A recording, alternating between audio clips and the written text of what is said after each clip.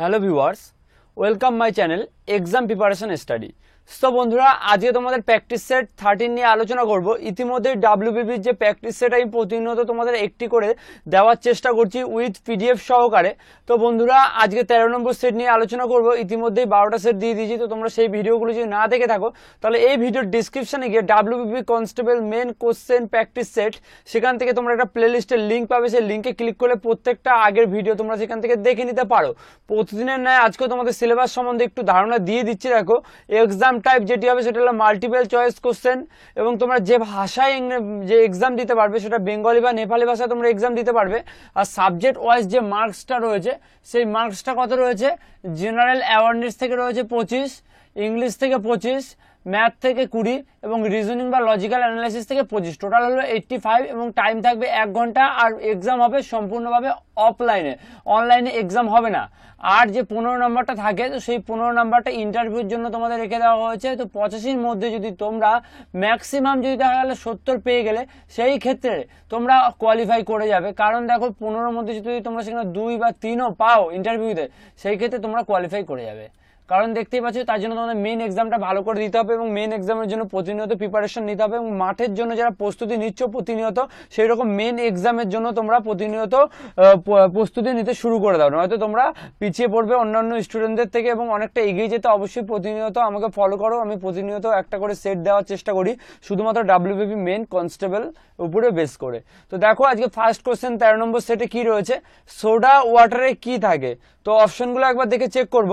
Nitrous acid, carbolic acid, carbon dioxide, sulphuric acid. তো option C হয়ে যাবে সঠিক উত্তর। কার্বন ডাই অক্সাইড থাকে সোডা ওয়াটারে, না নাইট্রিক অ্যাসিড, না কার্বলিক অ্যাসিড, না সালফুরিক অ্যাসিড। তিনটের মধ্যে কোনোটাই থাকে না, শুধুমাত্র কার্বন ডাই অক্সাইড থাকে সোডা ওয়াটারে। তো আশা করি তোমরা সবাই জানো। নেক্সট কোশ্চেন চলে যাব। নেক্সট কোশ্চেন আজকের কি আছে?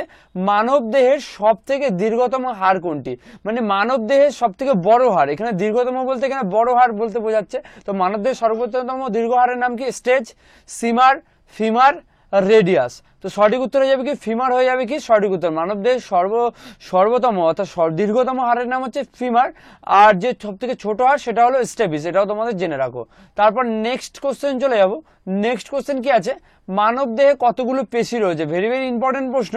মানব দেহে কতগুলো পেশি রয়েছে? 200টি, 325, 700, 555টি। তো বন্ধুরা, মানব দেহের সব থেকে পেশির সংখ্যা হলো 700টি। অপশন সি হয়ে যাবে কি সঠিক উত্তর। তারপরে কোশ্চেন কি আছে? নেক্সট কোশ্চেন চলে যাব। কোনটি জলবাহিত রোগ? ভেরি ভেরি ইম্পর্টেন্ট প্রশ্ন। জলবাহিত রোগ কোনটি?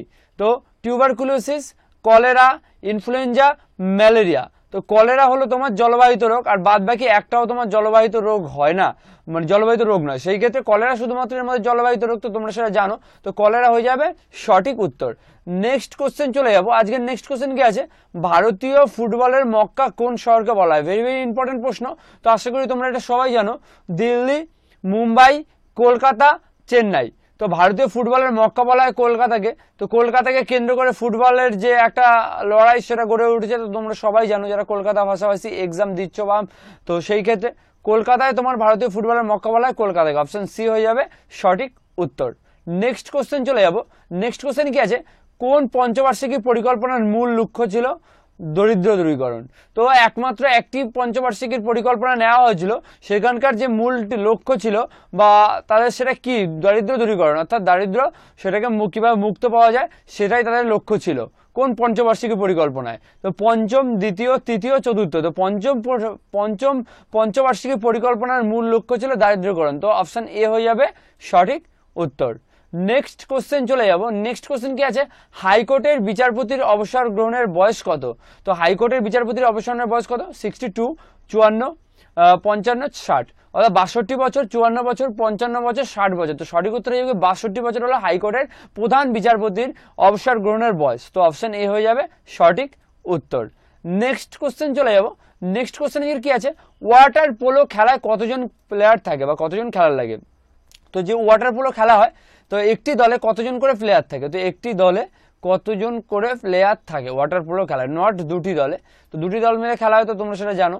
তো একটি দলে কতজন খেলোয়াড় থাকে? 5, 3, 7, 6। তো 7 জন করে খেলোয়াড় থাকে একটি দলে। অপশন সি হয়ে যাবে সঠিক উত্তর। তারপরে কোশ্চেন চলে যাবো। তারপরে কোশ্চেন কি আছে, রেডিও অ্যাক্টিভিটি কে আবিষ্কার করেন? তো ভেরি ভেরি ইম্পর্টেন্ট প্রশ্ন। রেডিও অ্যাক্টিভিটি কে আবিষ্কার করেন? Rutherford, J Thomson, Madame Curie, Henry Becquerel. তো সঠিক উত্তর হয়ে যাবে কি হেনরি বেকারেল, যিনি রেডিও অ্যাক্টিভিটি আবিষ্কার করেন। তো অপশন ডি হয়ে যাবে এর সঠিক উত্তর। তারপরে কোশ্চেন কি আছে দেখে না, ভারতের প্রথম মিউনিসিপ্যাল কর্পোরেশন কোথায় প্রতিষ্ঠিত হয়েছে? কলকাতা, মুম্বাই, চেন্নাই, দিল্লি। তো সঠিক উত্তর হয়ে যাবে কি চেন্নাইয়ে তোমার ভারতের প্রথম মিউনিসিপ্যাল কর্পোরেশন গড়ে উঠেছে। তো চেন্নাইয়ের পরে তোমার দিল্লিতে গড়ে উঠেছে, দিল্লিতে পর কলকাতা, তারপর দেন মুম্বাই। সর্বপ্রথম দিল্লিতে, সর্বপ্রথম তোমার চেন্নাইয়ে গড়ে উঠেছে। তো তোমরা এটা জেনে রাখো, ভেরি ভেরি ইম্পর্টেন্ট প্রশ্ন। তারপরে দেখো একটা তোমাদের খুব ইম্পর্টেন্ট প্রশ্ন দিয়েছি, জেনারেল সায়েন্সের কোশ্চেন। তো পর্যায় সারণীর প্রশ্ন, ক্যালসিয়ামের পারমাণবিক সংখ্যা কত? এই প্রশ্নটা দেখো জেনারেল সায়েন্সের যদি প্রশ্ন আসে পর্যায় সারণী থেকে প্রশ্ন অনেকই থাকবে আশা করা যায় মেন এক্সামে। তো ক্যালসিয়ামের পারমাণবিক সংখ্যা কত? 21, 20, 17, 22। তো 20 হয়ে যাবে সঠিক উত্তর, অপশন বি হয়ে যাবে এর সঠিক উত্তর।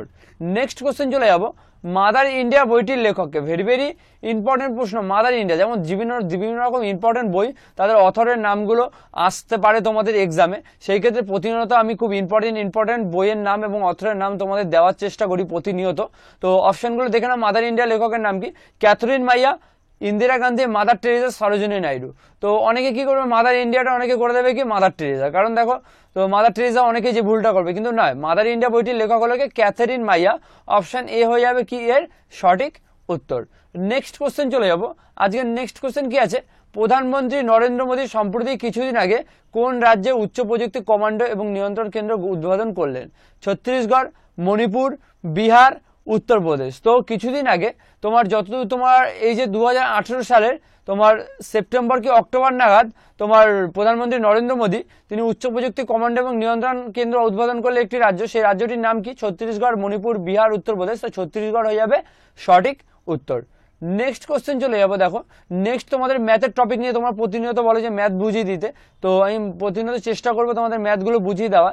তো আজকেও তোমাদের বুঝিয়ে দেওয়ার চেষ্টা করবো। ম্যাথের কতগুলো অঙ্ক দিয়ে দিলাম।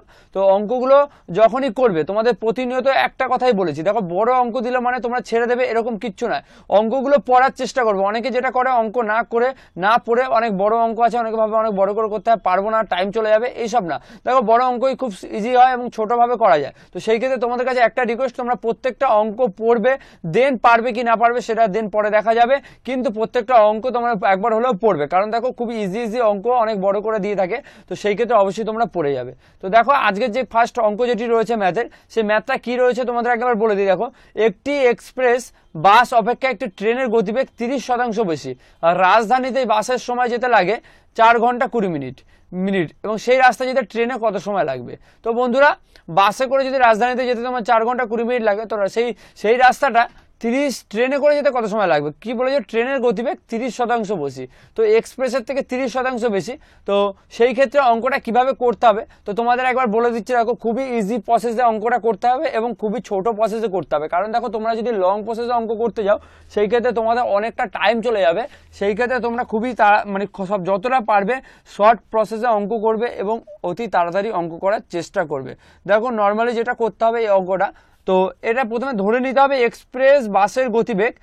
ধরি এক্সপ্রেস বাসের গতিবেগ হচ্ছে ঘন্টায় x কিমি। তো তোমরা একটু খাতায় নোট ডাউন করে নেবে, কারণ দেখো জায়গাটা খুবই ছোট রয়েছে, তো তার জন্য লেখাটা একটু অসুবিধা হয় লিখতে।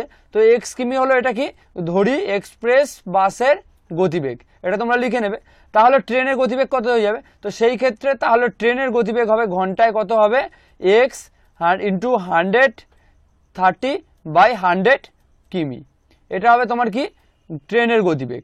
তো এটাকে যদি তোমরা কাটাকাটি করো তো সেই ক্ষেত্রে কত হয়ে যাবে 13x/100, কারণ দেখো এখানে কাটাকাটি নর্মালি তোমরা সেটা দেখিয়ে দেওয়ার কিছু নেই, 100 কেটে গেল আর 13x গুণ হয়ে 13x/100 হয়ে গেল। তো এটা হলো কি ট্রেনের গতিবেগ এত কিমি। তারপরে কি করতে হবে দেখো, তবে 4 ঘন্টা 20 মিনিট যেতে যদি এত সময় লাগে, তো নর্মালি কি বলেছে দেখো এখানে 4 ঘন্টা 20 মিনিট যেতে কতক্ষণ লাগবে? দেখো 4 ঘন্টা 20 মিনিট যেতে লাগবে 260 মিনিট। তো তোমরা এখানে লিখে নিলে 4 ঘন্টা 20 মিনিট মানে টোটাল হচ্ছে কত, 260 মিনিট। তো সেই ক্ষেত্রে কি করবে, তো যদি ট্রেনটির 1 ঘন্টা যেতে সময় লাগে তখন তোমরা কি করবে, যদি ট্রেনটির 1 ঘন্টা যেতে সময় লাগে তাহলে 260/t = 30x/10। তারপর তোমরা টি এর মানটা বের করে নেবে, টি এর মানটা দেখবে বেরোবে 200, তোমরা ক্যালকুলেশন করে নেবে, টি এর মানটা তোমাদের 200 বেরিয়ে যাবে। তো সেই ক্ষেত্রে তোমার ট্রেনের সময় লাগে 200, তোমার এটা 200 মিনিট হয়ে গেল। তো 200 মিনিটটাকে যদি তোমরা ঘন্টায় পরিণত করতে যাও সেই ক্ষেত্রে হয়ে যাবে কত, 3 ঘন্টা 20 মিনিট হয়ে যাবে সঠিক উত্তর। তো 3 ঘন্টা 20 মিনিট দেখো কোন অপশানে রয়েছে, দেখো প্রথম অপশান এ রয়েছে 3 ঘন্টা 20 মিনিট। তো সঠিক উত্তর কি হয়ে যাবে, অপশান এ হয়ে যাবে সঠিক উত্তর, 3 ঘন্টা 20 মিনিট।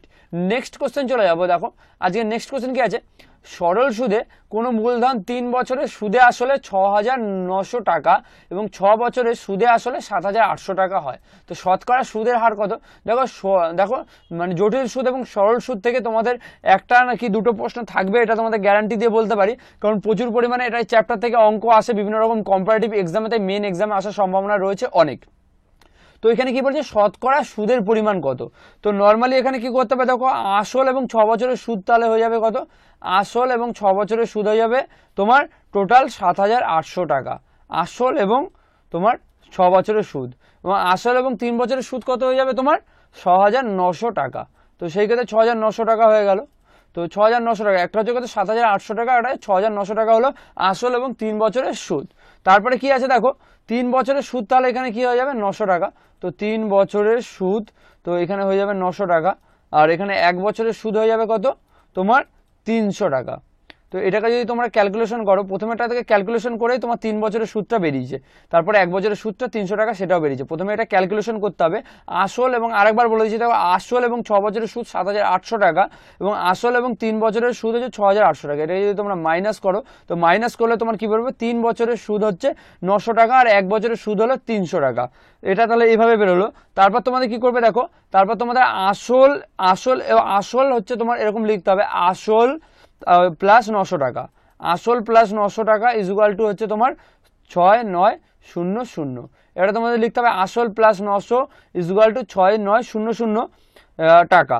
তারপর কি হবে, আসল হচ্ছে 6,000 টাকা, তো সেই ক্ষেত্রে আসল হয়ে যাবে তারপর 6,000 টাকা। এটা পরস্পর নিচে তোমরা লিখবে, তোমাদের সুবিধাতে জায়গা নেই তো তাই তোমাদের উপরে দিয়ে দিলাম। তো আসল 6,000 টাকা, তারপর কি লিখতে হবে দেখো, তারপরে তোমাদের অঙ্কটা হয়ে গেল প্রায়। তো সেই ক্ষেত্রে তোমাদের যেটা করতে হবে সেটা হলো কি করতে হবে দেখো, নর্মালি আসল তোমার বেরিয়ে গেল 300 টাকা, 1 বছরের সুদ 300 টাকাটা তোমাদের বেরিয়ে গেল। তারপর তোমাদের যেটা করতে হবে সেটা কি দেখো, 100 টাকায় 1 বছরের সুদ, তো নর্মালি 100 টাকায় 1 বছরের সুদ যেটা তোমার 6,000 টাকা 1 বছরের সুদ তোমার 300 টাকা বেরিয়ে গেছে। তো এবার 1,000 টাকা 1 বছরের সুদ কত বেরোবে, 300 গুণ 100 ডিভাইডেড বাই 6,000, তো সমান সমান কত হয়ে যাবে দেখো 5 টাকা হয়ে যাবে সঠিক উত্তর। তাহলে সুদের হার কত 5%, তো 5% হয়ে যাবে সঠিক উত্তর, অপশান ডি হয়ে যাবে সঠিক উত্তর। নর্মালি প্রথমে তোমাদের কি করতে হবে, আরেকবার তোমাদের রিপিট করে দিচ্ছি অঙ্কটা, দেখো কি করতে হবে, প্রথমে আসল এবং 6 বছরের সুদটা 7,800 টাকা, তারপর আসল এবং 3 বছরের সুদ হলো কত 6,900 টাকা। তো 6,900 টাকা হলো কি আসল এবং 3 বছরের সুদ। এবার এটাকে যদি তোমরা কাটাকাটি করো সেই ক্ষেত্রে 3 বছরের সুদ যেটা বেরোবে 900 টাকা আর 1 বছরের 300 টাকা। তারপর যেটা কি করতে হবে তোমাদের, আসল প্লাস 900 টাকা যদি হয়, আসল প্লাস 900 টাকা ইজ ইকুয়াল টু 6,900 টাকা তোমাদের এখানে করেছি। তারপর কি হবে 100 টাকায় 1 বছরের সুদ 300 গুণ 100 বাই 6,000 ইজ ইকুয়াল টু 5, তো 5%। তো আশা করি তোমাদের বোঝাতে পেরেছি অঙ্কটা। তো নেক্সট অঙ্ক চলে যাবে। দেখো আজকে নেক্সট অঙ্ক কি আছে, এ বি সি সংখ্যা তিনটি এমন যে এ এর 2 এর 3 অংশ, বি এর 75%, সি এর 1.5, তো A is to B is to C is equal to কত? মানে তোমার এবার এখানে কি করেছে দেখো, তো এখানে তোমার যেটা তোমার অনুপাতের অঙ্ক দিয়েছে, অনুপাতের অঙ্ক এই ধরনের অঙ্ক আসার খুবই চান্স থাকে। তো সেই ক্ষেত্রে অঙ্কটা কিভাবে করতে হবে দেখো, এখানে কি বলেছে, এ এর 2 এর 3 শতাংশ, তাহলে এ এর মানে হচ্ছে দেখো নর্মালি যেটা করতে হবে এ এর, তো এ এর 2 এর 3 অংশ, তো এটা তোমরা বুঝতে পেরেছো। তারপর হয়ে যাবে বি এর হলো কত 75/100 হয়ে গেল। তারপর কি হবে সি এর হচ্ছে কি 15/10, এটা হলো কে 15/10 কে এত কিমি। তারপর এটা যদি তোমরা ধরে নাও, তো সেই ক্ষেত্রে এ ইজ ইকুয়াল টু হচ্ছে 3K, কে ধরে করতে হবে 3K/2, বি হচ্ছে কত তোমার হচ্ছে 100K/75, সি হলো কি তোমার 100K, মানে এটা কাটাকাটি করে নিলে একটু ছোট করে নিলে, তো সেই ক্ষেত্রে 4K/3, আর সি হচ্ছে কত, সি হচ্ছে তোমার কত 10K/15, তো সেই ক্ষেত্রে সঠিক উত্তর এখানে হয়ে যাবে 2K/3। তো প্রত্যেকটার মান তোমরা পেয়ে গেলে কে হিসাব করে ধরে নিয়ে, তো কে গুলো কেটে যাবে। তো নর্মালি এখানে কি করতে হবে দেখো, a is to b is to c, a এর মান কত পেলাম 3k/2, b এর মান কত পেলাম 4k/3, তারপর হচ্ছে c এর মান কত পেলাম 2k/3। তো নর্মালি তোমাদের কে গুলো কমন গিয়ে যাবে এবং সেই ক্ষেত্রে সঠিক উত্তর হয়ে যাবে কি 9/8। তোমরা কাটাকাটি করে দেখে নেবে 9/8 হয়ে যাবে এদের অনুপাত। তো 9/8 তোমার 5। তো সেই ক্ষেত্রে সঠিক উত্তর হয়ে যাবে কি দেখো 9/8। তো 9/8 দেখো কোন অপশনে রয়েছে, 9/8 অপশন সি হয়ে যাবে এর সঠিক উত্তর। তো অপশন সি। তো আশা করি বোঝাতে পেরেছি। তারপরে কোশ্চেন কি আছে দেখে নাও। তারপরে একটা ভেরি ইম্পর্টেন্ট প্রশ্ন রয়েছে। কি প্রশ্ন রয়েছে, 300 এবং 400 মধ্যবর্তী ক্ষুদ্রতম সংখ্যাটি নির্ণয় করো যাকে 6, 9 এবং 15 দ্বারা ভাগ করলে প্রতিক্ষেত্রে 3 ভাগশেষ থাকবে। এই ধরনের অঙ্ক খুবই এক্সামে আসার চান্স রয়েছে। তো সেই ক্ষেত্রে তোমাদের কি করতে হবে, 3, 6 এবং 15কে তোমরা নর্মালি লসাগু করে নেবে। লসাগু করে নিলে দেখবে তোমার 90 তোমার লসাগু বেরোবে। তো সেই ক্ষেত্রে 90 তোমার গুণিতিক যেটা হবে 300 অপেক্ষা বেশি, তো 300 গুণ 4 হয়ে যাবে।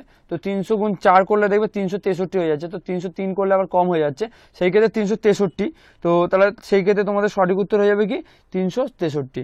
কারণ দেখো তোমরা 360 যেহেতু তোমার এখানে কি বলেছে 3 অঙ্কের, তোমাদের এখানে কি বলেছে 6 মধ্যবর্তী ক্ষুদ্রতম সংখ্যা 300 এবং 400 ক্ষুদ্রতম সংখ্যা। তো 300 এবং 400 মধ্যে যে ক্ষুদ্রতম সংখ্যা সেটা তোমার নর্মালি হচ্ছে 360। তো 360 যেহেতু হয়ে যাচ্ছে, তো 360-এর সঙ্গে যদি তোমরা 3 যোগ করতে হবে, কারণ তোমাদের নর্মালি তোমাদের এখানে লসাগু করে যেটা বেরিয়েছে 363, তোমার নর্মালি যেটা তোমার লসাগু করে 90 বেরিয়েছে। তো 90-এর গুণিতক হচ্ছে 300-এর বেশি, তো লসাগু করে যেটা বেরোবে তো সেটা 300-এর বেশি তোমার কি করতে হবে 90 গুণ 4 360। তো 360 হয়ে গেল। তো 3-এর বেশি মানে 360, 360-এর সঙ্গে যদি তোমরা 3 যোগ করতে হবে, তোমরা এটা আশা করি জানো। তো 363 হয়ে যাবে সঠিক উত্তর, অপশন সি হয়ে যাবে এর সঠিক উত্তর।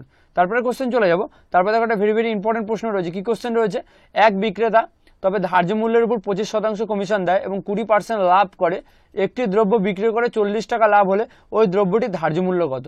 তো এই অঙ্কটা কিভাবে করতে হবে তোমাদের একবার বলে দিচ্ছি। দেখো এই অঙ্কটাও তোমার ধার্য মূল্য এক্স ধরে করতে হবে। তো নর্মালি যদি তোমার ধার্য মূল্য ধরো এক্স, এটা হচ্ছে ধার্য মূল্য হচ্ছে এক্স। এবার কমিশন হচ্ছে কত, কমিশন এক্স ইস টু 25 তোমার 100। তো এটা কি হবে x/4। তো কাটাকাটি করলে x/4 হবে এত টাকা। তা কমিশন দেওয়ার পর বিক্রয় মূল্য যেটা হবে, তো নর্মালি কমিশন দেওয়ার পর যেটা বিক্রয় মূল্য সেটা তোমাকে কি করতে হবে দেখো। তো সেই ক্ষেত্রে x - x/4, তারপরে হয়ে গেল এখানে যদি তোমরা লসাগু করে নাও, তো সেই ক্ষেত্রে 3x/4 টাকা। তারপর এখানে যেহেতু বা অতএব যেটাই দাও না কেন, তো ওই বিক্রেতা 20% লাভ করে। তো 20% যদি লাভ করে থাকে, তো সেই ক্ষেত্রে কি করবে, 120 টাকা বিক্রয় মূল্য হচ্ছে 100 টাকা। তো 120 টাকায় বিক্রয় মূল্য কত 100 টাকা। তো 120 টাকা হচ্ছে 100 টাকা, আর 1 টাকায় কত 100/120 হয়ে গেল। তারপর কত 3x/4 যেটা বেরিয়েছে, 3x/4 এত টাকা বিক্রয় মূল্য হবে কত 100 / 120 ইন্টু 3x/4। তো সেই ক্ষেত্রে কত বেরিয়ে গেল এখানে 5x/8। তো 5x/8 টাকা। তো এটা হয়ে গেল। এবার লাভটা বের করতে হবে। তো লাভটা নর্মালি বের করলে এখানে বিয়োগ করে দিলে হয়ে যাবে। তো লাভ বের করতে কি করবে 3x/4 / 5x/8। তো সেই ক্ষেত্রে এটাকে যদি তোমরা করো, তো x/8 বেড়ে যাবে। তোমরা একটু ক্যালকুলেশনটা করে দেখে নেবে। তো সেই ক্ষেত্রে তোমাদের এখানে x/8 বেরিয়ে গেল। তো x এর মান যেটা তোমাদের এবার করতে হবে প্রশ্ন অনুসারে বা অতএব দিয়ে x/8 = 400, 40, কারণ দেখো এখানে 40 বেরিয়েছিল, 40 টাকা বলেছিল। তো সেই ক্ষেত্রে 40 হয়ে গেল। তো x = 320। তো তোমরা পারবে আশা করি। তো 320 হবে x এর মান। তো অপশান এ হয়ে যাবে এর সঠিক উত্তর, অপশান এ। আশা করি বোঝাতে পেরেছি অঙ্কটা কিভাবে করেছে। লাভ ক্ষতির অঙ্কগুলো একটুখানি টাফ হয়, কিন্তু যতটা পারছি তোমাদের বুঝিয়ে দেওয়ার চেষ্টা করছি। এইভাবে করতে হবে, কারণ তোমরা যদি এইভাবে করো সেই ক্ষেত্রে তোমরা অনেকটা পেরে যাবে। তারপর যাই হোক, মোটামুটি ম্যাথের টপিকটা বলে দিচ্ছি, বা রিজনিংয়ের টপিকটা নিয়ে তোমাদের সঙ্গে একটু অ্যানালাইসিস করে দিই। দেখো সঠিক বিকল্পটি খুঁজে বের করো। অর্থাৎ এটার সাথে যদি এটা রিলেশন হয়, তাহলে এটার সাথে কিসের রিলেশন হবে, মানে এই যে এই সেম প্রসেসটা এই পরেরটা অ্যাপ্লাই করতে হবে, তাহলে সেটা হচ্ছে তোমার রিজনিং। এই রিজনিংটা এইভাবে করতে হবে। তো নর্মালি এটা কিভাবে করেছে তো তোমাদের একবার বলে দিচ্ছি। দেখো এটা খুবই ইজিভাবে করেছে। তো দেখো এখানে কি বলেছে, দেখো সি থেকে তোমার নর্মালি যদি তোমার ক্যালকুলেশন করো, সি থেকে আর এর ক্যালকুলেশন করে তোমার 15, তারপর কি তারপর 17। তো এরকম করে যতগুলো ক্যালকুলেশন পাবে সেমভাবে সি থেকে আর, তো আই থেকে ওই ডিফারেন্সটা, কে থেকে ওই ডিফারেন্সটা এম থেকে ওই ডিফারেন্সটা, ও থেকে ওই ডিফারেন্সটা। তো নর্মালি যদি তোমরা এটা করো, এরকম ডিফারেন্স করো, এই যে সি থেকে আর এর ডিস্টেন্সটা, তো আই থেকে যে ডিস্টেন্সটা হবে এল এ, কে থেকে এন এ, এম থেকে পিতে, ও থেকে আর এ। নর্মালি খুবই ইজিভাবে করতে হয়েছে, অপশন সি হয়ে যাবে সঠিক উত্তর। তোমরা একটু করে প্র্যাকটিস করে দেখে নেবে। তারপরে দেখো একটা কোডিং দিয়েছি, মাদ্রাস শব্দটিকে যদি এত করে লেখা হয়, তো TENANT ট্রেন্ট শব্দটিকে যদি 432124 লেখা হয়, তবে RAMSTAN শব্দটিকে কোন কোডে লেখা হবে। তো নর্মালি এটা কিভাবে করতে হবে দেখে নাও একবার। তো খুবই ইজিভাবে এটা করেছে। দেখো MADRASA, তো এটাকে কিভাবে করেছে একবার তোমাদের বলে দিচ্ছি। খুবই ইজি, কারণ দেখো এখানে তোমরা যদি এখন ক্যালকুলেশন করতে যাও সেই ক্ষেত্রে খুব চাপ হয়ে যাবে। তো এর জন্য তোমাদের বলবো যেটা কি এম, দেখো এখানে ক্যালকুলেশন করার কিচ্ছু নেই। দেখো প্রত্যেকটা এই যে ওয়ার্ডটা দিয়েছে, এই ওয়ার্ডটা আগেরগুলোর মধ্যে প্রত্যেকটা ওয়ার্ড রয়েছে। দেখো আর ইজুয়ালটা এখানে কত দিয়েছে, দেখো 9 দিয়েছে। তো আর এর মান কত, 9 আমি কাউন্ট করলাম। তারপরে এম কত, এম হচ্ছে দেখো এম ইজুয়াল টু 5। তো নর্মালি এম হচ্ছে কত, 5। তারপর কি দিয়েছে দেখো এ মানে হচ্ছে কত, এ মানে হচ্ছে 1।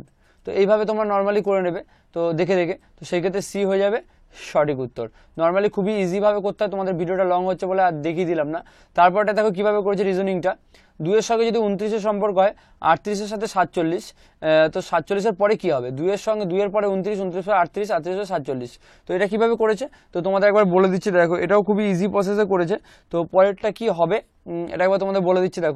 দেখো এই যে নর্মালি এখানে 2 আছে, 2টা 21 হবে, কারণ দেখো টাইপিংটা একটুখানি মিস্টেক হয়েছে। তো সেই ক্ষেত্রে 21 থেকে 29-এর ডিফারেন্স, 29 থেকে 38 এবং 47 থেকে তারপর ডিফারেন্স। তো 21 থেকে 29-এর ডিফারেন্স, 29 থেকে 37, 47 থেকে তারপর সেম, দেখবে প্রত্যেকটা ডিফারেন্স সেম রয়েছে। তো 47 থেকে তোমরা যে ডিফারেন্সটা দেখো, 21 থেকে 29-এর যে ডিফারেন্সটা, 29 থেকে 38-এর সেম, 38 থেকে 47-এর সেম, 37 থেকে সেই সেম ডিস্টেন্সটা তোমরা যদি বিচার করে দেখবে 56 হয়ে যায়। তো খুবই ইজি।